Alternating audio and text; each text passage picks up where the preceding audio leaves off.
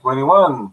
None other than our guest all the way from Sydney, New South Wales, Attorney Amy Rahel Argel. All right, Argel. Welcome po. It's good to see you again, Attorney Amy. Good afternoon, Fred. Okay. Maraming salamat sa pag-imbita nyo ulit sa akin. O tayong dalawa lang ho ngayong hapon na ito at ang aking po mga co-host ay yung isa po ay merong biglaang trabaho at yung isa naman po ating si G. Agustin ay merong domestic situation na dapat niyang gampanan. Kaya tayong dalawa po ang mag-uusap ngayong hapon na ito tungkol sa last part ng ating domestic violence discussion.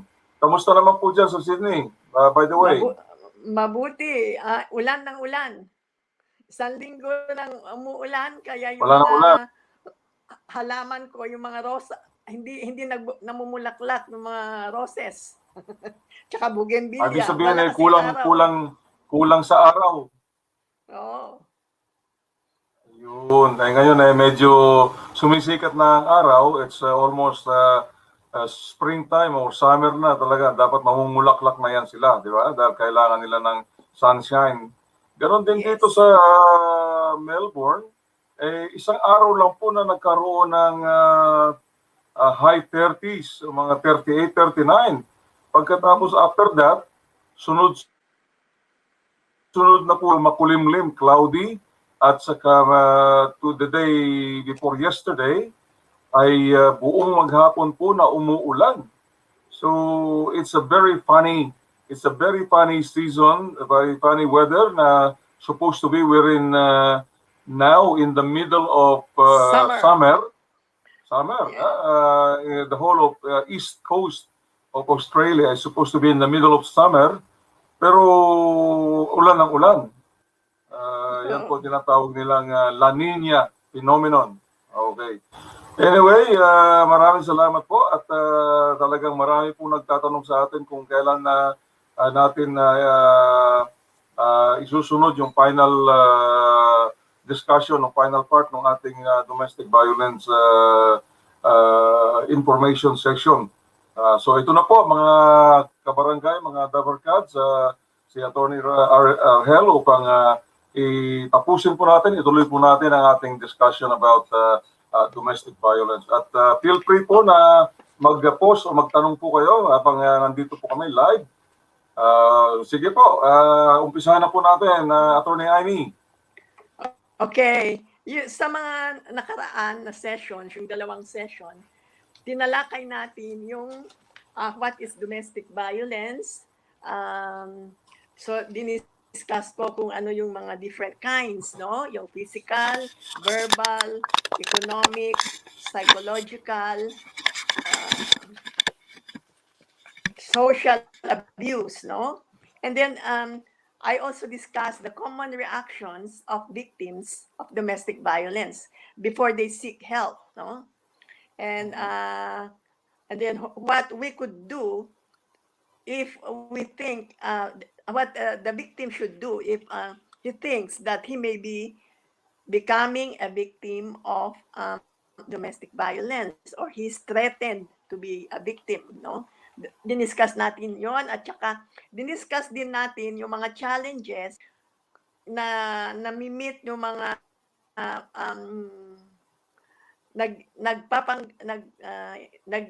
those who intend to leave the relationship, no? Possible consequences of the victim staying in the relationship and possible effect on the children.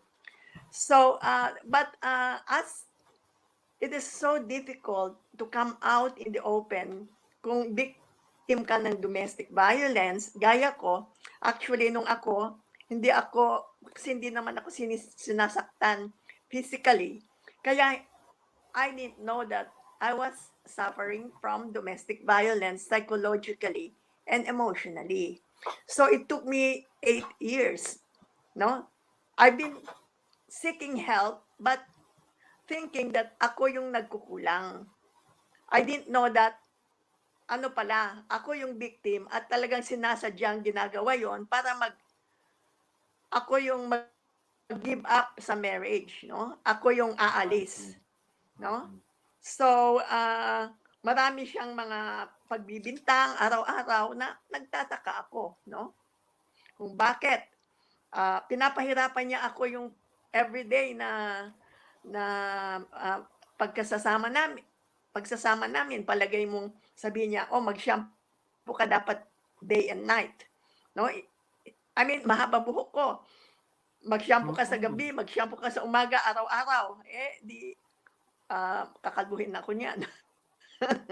Yung mga ganun ba? So, marami siyang mga hindi normal na pagpahirap sa akin para akala ko ako yung nagkukulang. Ang feeling ko tuloy is pag hindi ako nag-shampoo day and night, parang madumi ako, no? Yung ganon. Oo. So, marami siyang mga little things.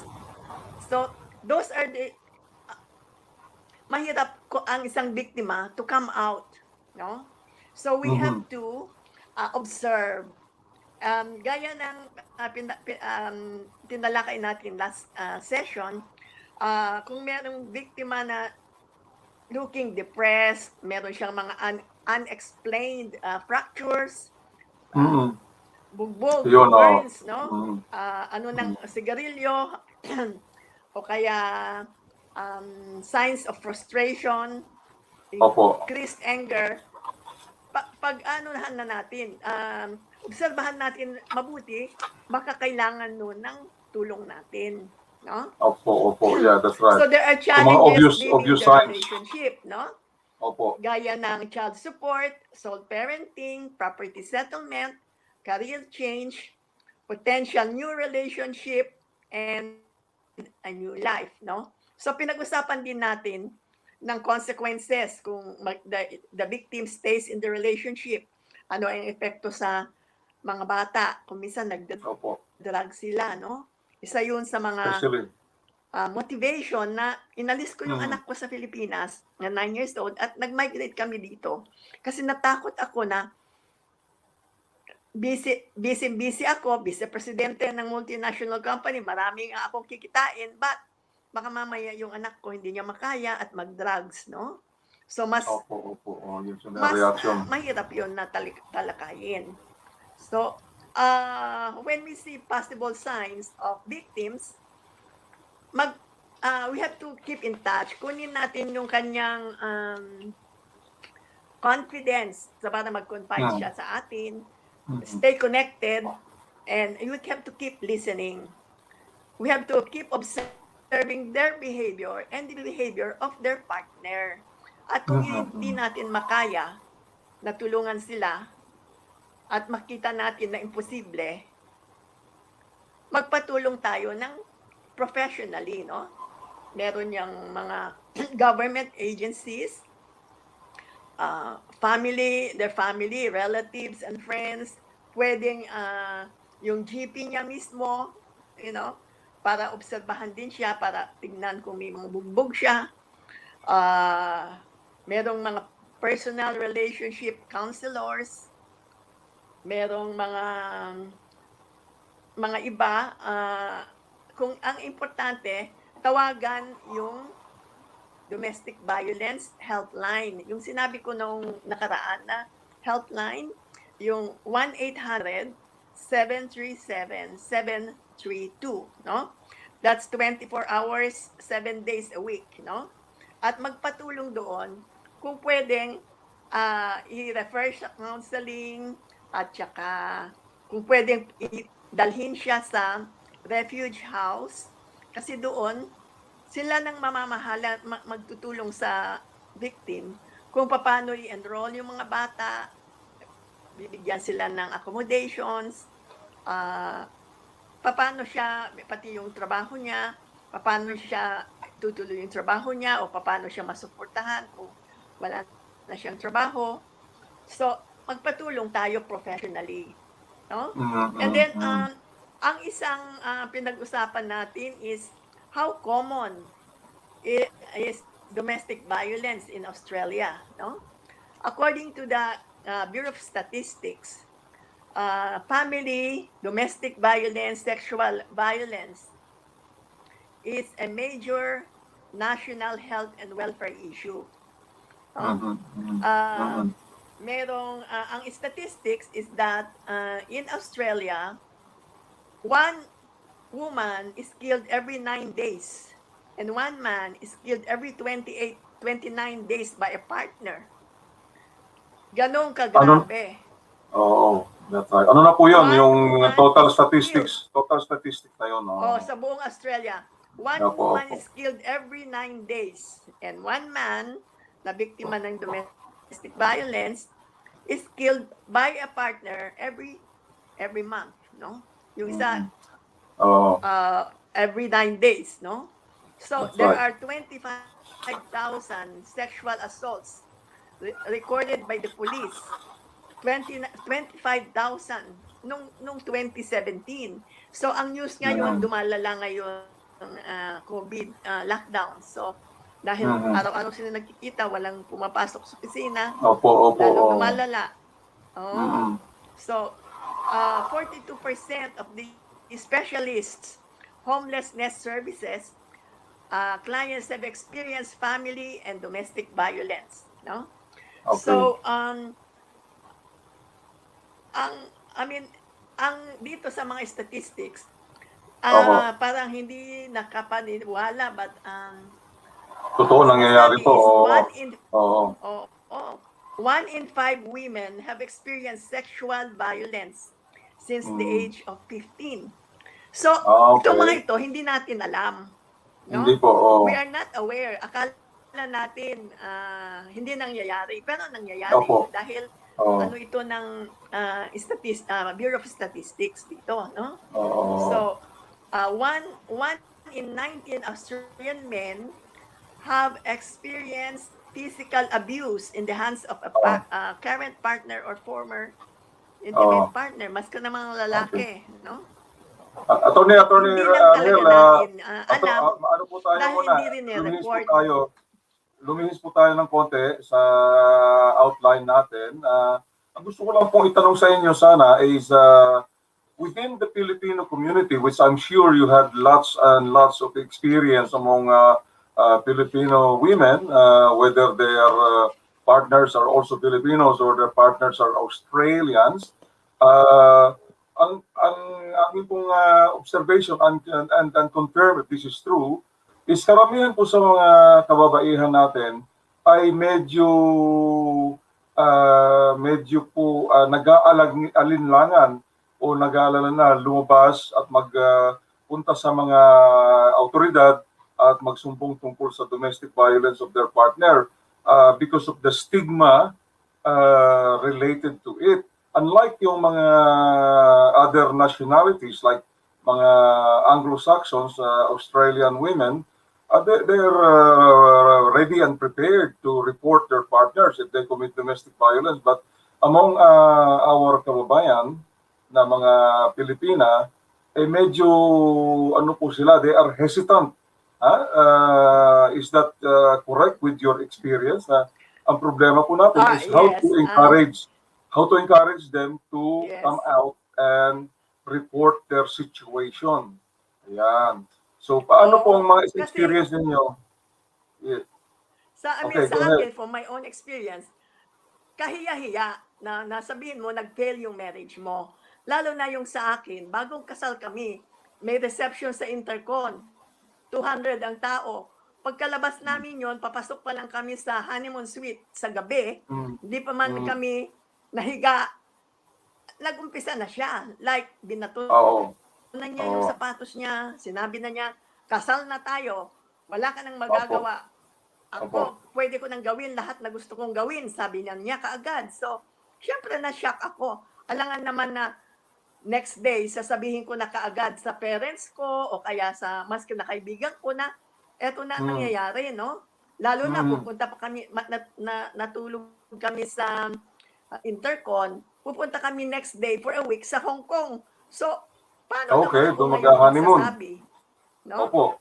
Oo, Okay. tapos paano naman ako ngayon magsasabi kaagad na masama yung nangyayari at kailangan maghiwalay na kami, no?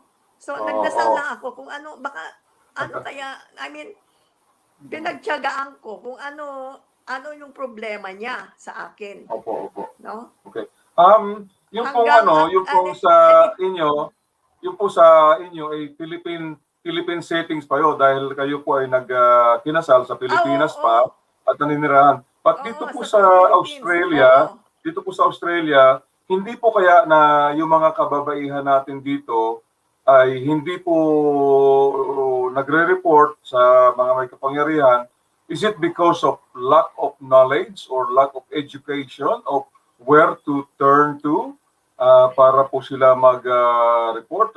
O halo na po yun, halo na ayaw na mapahiya. At the same time, hindi rin po nila siguro alam kung saan sila pwedeng lumapit at dumulog.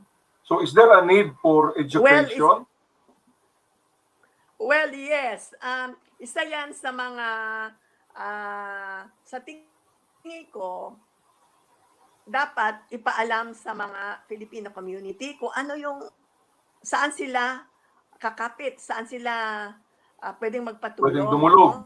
No? Kasi ako, kasi sumulat ako sa sa Philippine Consulate natin dito sa Sydney, sinabi ko, but I get the impression na hindi nila priority yung tutulong sa domestic violence or walang nagsasabi sa kanila na merong problema ng domestic violence sa Filipino community. Parang quiet, silent yung issue, no? Parang walang issue. Which, pero hindi ako naniniwala na walang issue kasi nung nasa legal practice ako, nung nasa immigration practice ako, marami akong natulungan na nagkaroon na biktima ng domestic violence. So nagsasabi sila sa akin, 2 lalaki in fact, no, natulungan ko ng maging permanent resident visa dahil inabuso sila ng mga babaeng asawa nila na nag-sponsor, no? Yung isa gusto niya yung biyanan niya gusto magpagawa ng bagong kitchen at i-entrega lahat buong sweldo niya para pampagawa ng kitchen. Meron naman siyang tinutulungan sa Pilipinas. So, pinaalis na siya nung ayaw niya. No, yung ganon. Pero pag ganon na merong domestic violence, din po yun. At hindi pa yan permanent resident, tinatakot siya na i-cancel yung sponsorship for becoming ang tawag doon, parang coercion ang tawag doon, no? Oo, pero ang ng Australian government is pag ganon ang nangyayari, bibigyan ka agad yung visa applicant ng permanent resident, maski na hindi na aantayin nung 2 years na temporary. I see. So, maraming cases na ganon. Ang position ng Australian government is kung basta na-file niya yung application for partner visa or spouse visa. Spouse visa.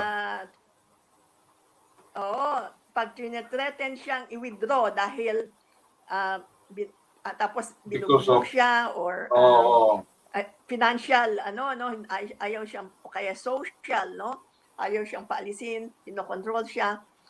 Mag-report 'yon dapat sa immigration authorities para bigyan na siya kaagad ng permanent resident visa.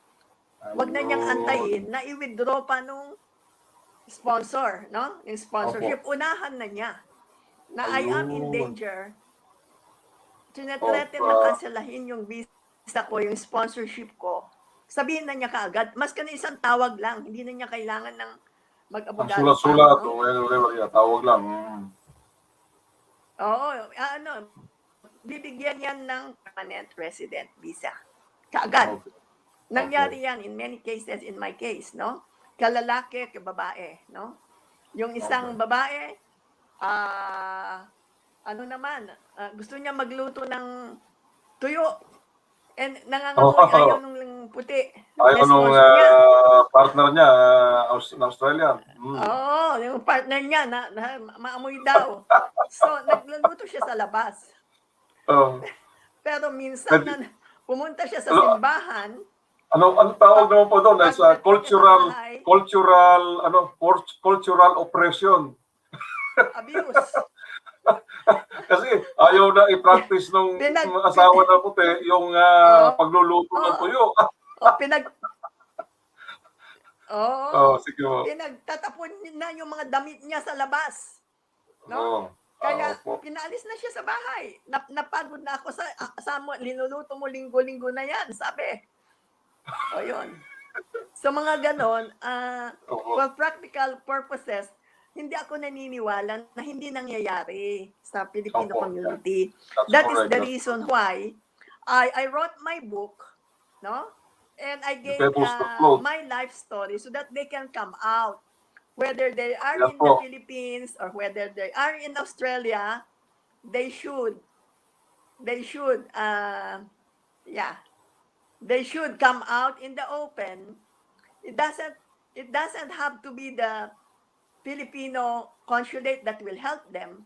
Tumawag lang sila sa yung 1-800 na number, magpatulong sila doon. Bibigyan sila ng bahay, tutulungan sila, pati yung pag-eskwela ng mga anak nila. No? Okay. Importante, Yan yung pasusunod umalis na nating sila episode. sa bahay. Oo. Yeah, all I'll do is sasaliksikin po namin itong number po ng mga agencies on domestic violence at commitment po yan. Ilalagay po natin dito yan every show natin, ipapakita po natin alang-alang sa ating mga kababayan. Yan. The Pebble that floats. Oh. Meron po yata ano kayo dyan. At Meron huwag po yung kakalimutan.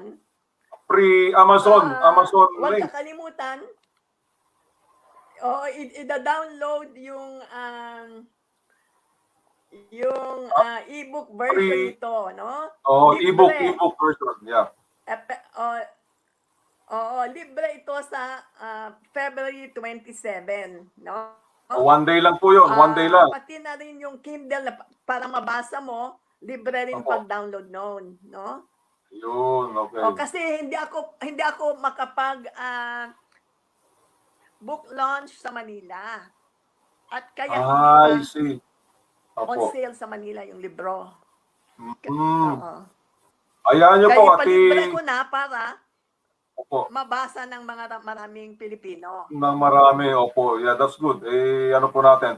Ida-download po natin, ipapublish po natin yung link doon sa e-book at we will circulate it as much as we can. Maski po sa Pilipinas, lalo na sa Pilipinas. Opo. Okay, pangako po yan. Pangako po yan. Okay, so balik po tayo sa ating Maraming script. salamat. So, ano po ba yung mga what can other people do to help victims of domestic violence? Doon po sa item number 9, yung tinatawag nating stay connected with them, stay connected, keep listening, observe Their behavior yung, and the groups they socialized with, yeah. And as for professional help, no? Kasi mahirap na talakayan na tayo lang, no? Kasi hindi naman tayo professional, hindi natin alam kung paano i-handle yung mag-asawa, no? Opo. Like, meron silang special relationship na maaring hindi sasabihin ng biktima sa iyo, but maaring sasabihin niya sa counselor o kaya sa abogado o kaya sasabihin niya pero ayaw niya sabihin mas ka na magkaibigan kayo kasi natatakot siya na baka makalabas sa buong Filipino community. Mas ka na palagay mong sinabi niya sa iyo, baka makwento mo sa asawa mo, tapos naman yung asawa mo, makwento din niya sa barkada niya, natatakot sila na mangyayari yon. Kaya kuminsan, mabuti na yung kaibiganin mo, pero i-refer mo pa rin siya sa professional help. Kasi libre naman, may mga libre naman na pagtutulong ng gobyerno. No? Yung domestic violence, Australia, Google mo lang yon, marami ng lalabas, no, kung saan ka magpatulong, saan siya magpatulong, no?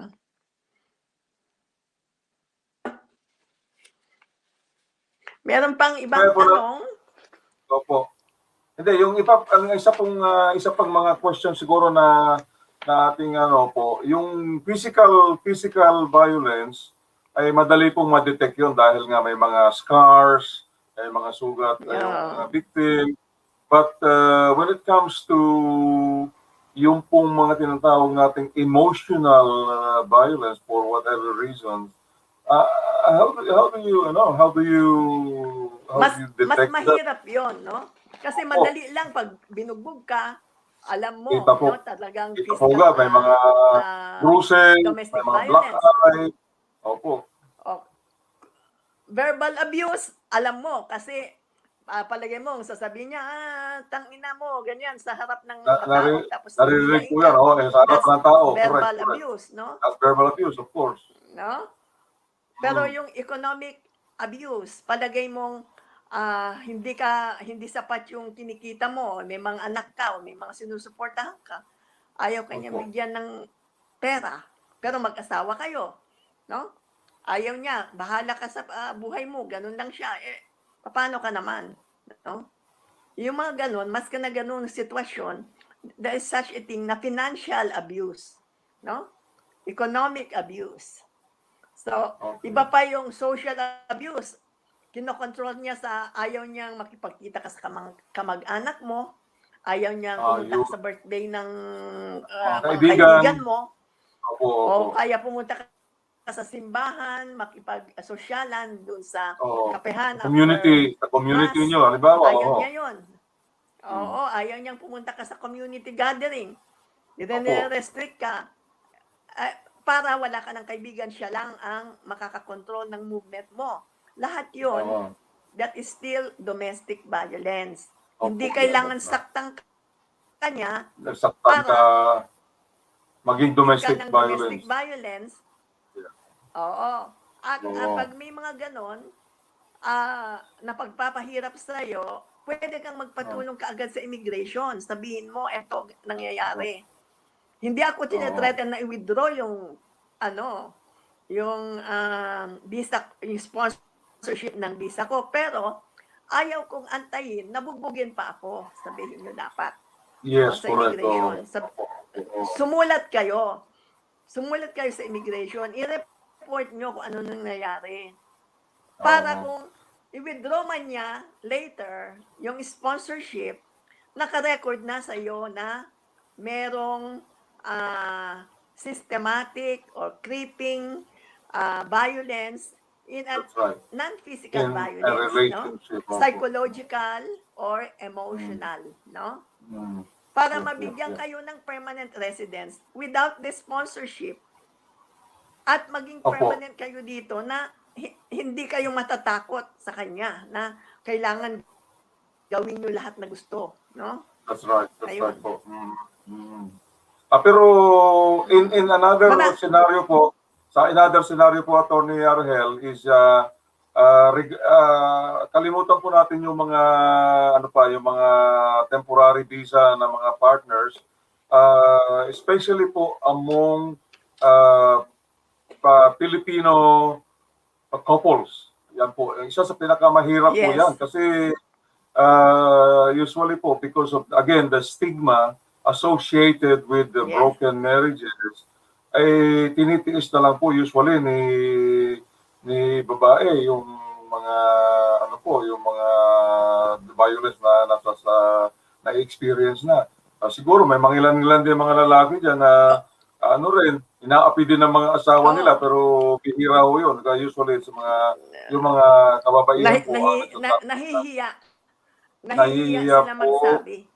or Mm. nangangamba Kasi po na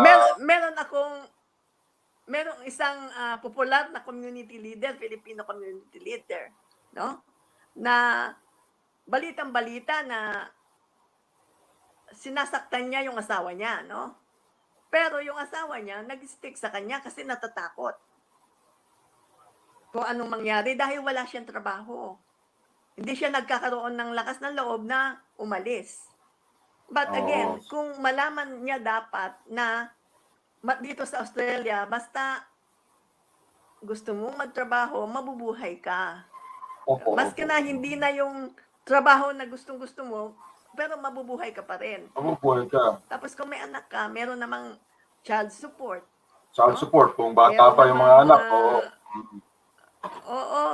At saka, kung matatandaan na sila at independent, lalong pwede ka nang umalis, no?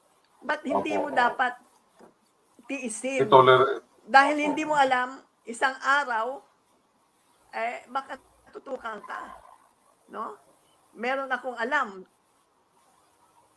umalis siya dahil tinutukan siya ng asawa niya. Oh? Pero professional silang dalawa. No? No, Kaya there's, hindi mo there's no such masasabi. thing. Wag mo dapat antayin. Opo. Oo, yung meron ng isang community leader na matagal na, siguro ang reputation na binubugbog niya yung asawa niya is almost 20 years na, pero magkasama pa sila. Kasama pa rin No? sila. Oo, so hindi Ah, naman sa gusto natin maghiwalay, pero gusto natin na dapat hindi yung pakitang tao lang, no? Dapat totoo na nagmamahalan sila at walang hindi sinasaktan yung asawa, no? Nakakawawa naman yung asawa. yun No? po ang number one priority is yung physical, Oo, pag physical yung mga po. ganun, Oo. oo, That's too kailangan much. tulungan natin na magkaroon ng confidence yung victim para magpatulong professionally para makaalis na siya maging independent. So, baka magiging masaya silang dalawa kung they are independent of each other kasi hindi na siya magiging punching bag, but at the same time, malibre rin yung lalaki maghanap ng iba. Siya malibre rin na maghanap ng iba, no? Dito sa Australia. So, Opo. they may be happier the second time around. Palagay mo nung ako, malay ko ba na magkakaroon ako ng second time around? Akala ko, that's it, no? Opo, yeah. 8 years of marriage, very bad experience. Napalaki ko na yung anak ko, graduate na yung anak ko, maganda ng buhay niya, dalawa ng bahay niya ngayon, no? So, akala ko, that's it for me, no? But, dumating, nang bigay ng Diyos sa akin, sabi ko pa noon, kung ako na naman mag-aalaga ng buhay ko, wag na. Pero ngayon, ako yung inaalagaan, no? By the way po, ilan na po ang inyong grandchildren? Ilan na po inyong grandchildren? Wala pa. But I think for me, yung pinagdaanan ko, okay lang na wala akong grandchildren kasi ang hirap magpalaki ng bata, no? Apo. Kung alam, nakwento ko doon sa libro kung paano ko pinalaki yung anak ko na solo, no? So, ang hirap. And I think, yung anak ko, alam din niya yung pinagdaanan niya. Okay. Kaya I think, may takot din siya. No? Yung mga, in that sense, maybe na-affect din siya in that sense, no? But for me, I don't encourage. Kung may anak, okay. Kung wala, okay lang din. No? Okay lang po. Okay kung may lang, apo, okay. Kung wala, okay lang. Wala, okay no? rin. But at least, that's good.